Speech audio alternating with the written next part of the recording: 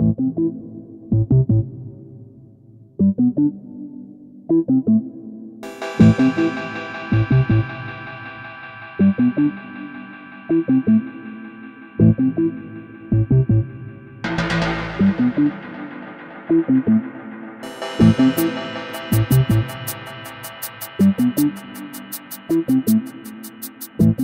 faut savoir qu'il y a des vignerons dans chaque région qui ont la capacité à transcender leur terroir et à faire des vins aboutis.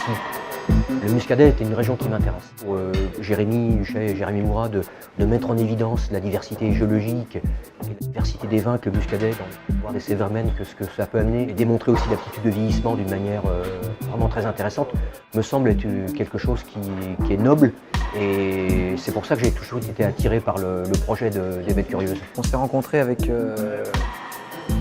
Jérémy, on est devenus des copains à force de... On tournait dans le vignoble, moi je tournais avec ma terrière, je sortais mes cailloux, j'expliquais à Jérémy pourquoi les vins sur ce granit de Clisson, ils ont ce goût-là, etc. On a les mêmes goûts, on a les mêmes approches avec Jérémy et il me dit mais comment est-ce que vous pouvez, avec d'aussi beaux terroirs, d'aussi beaux produits, avoir une image aussi petite? Donc ça fait déjà 5 ans, ça va faire 6 ans. Et on est parti sur un domaine au départ de 7 hectares, voilà, sur lequel on produit presque exclusivement des crus communaux. Donc on en produit 5. On vient de finir un projet là, de construire une cave plutôt moderne qui peut stocker à peu près 3 ou 4 millésimes de crus parce qu'on fait des élevages quand même très longs sur ces vins. Il va falloir se battre pour faire comprendre la dimension, l'identité, l'aptitude de vieillissement de ces muscadets, mais le projet est sublime.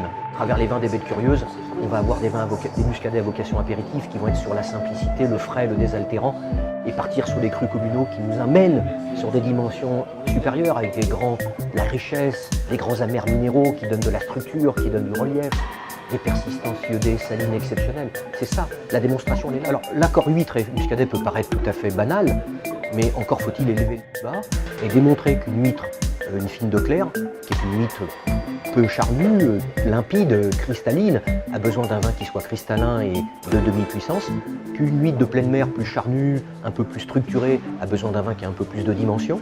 Et ça, c'est la capacité de démontrer. Le panel et le puzzle des terroirs qui combinent les crus communaux nous donne la possibilité d'être un palliatif par rapport à ces diversités d'huîtres qui existent en termes d'affinage et d'élevage. Ce qui est formidable, c'est que ça fait changer d'horizon aussi, la vision du muscadet.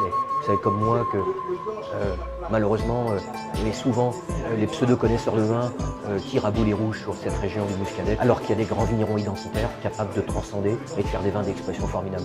Moi, je suis très optimiste. Je pense que la dégustation va faire son chemin, les gens vont comprendre. Et vous savez, on va finaliser l'accord aujourd'hui avec une blanquette de veau avec un Gorge 2002. Donc nous sommes en train de parler d'un vin qui a maintenant 15 ans d'existence.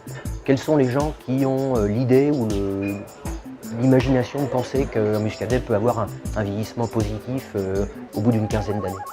Ça fait partie justement des démonstrations. Encore les crus communaux aujourd'hui sont très jeunes. Ils n'ont pas encore le recul nécessaire pour démontrer l'aptitude de vieillissement. Mais le jour où la majeure partie des consommateurs vont comprendre qu'un muscadet peut être gardé 15-20 ans de côté et qu'il garde ses lettres de noblesse, ça va changer la donne sur l'image que les gens ont de cette région.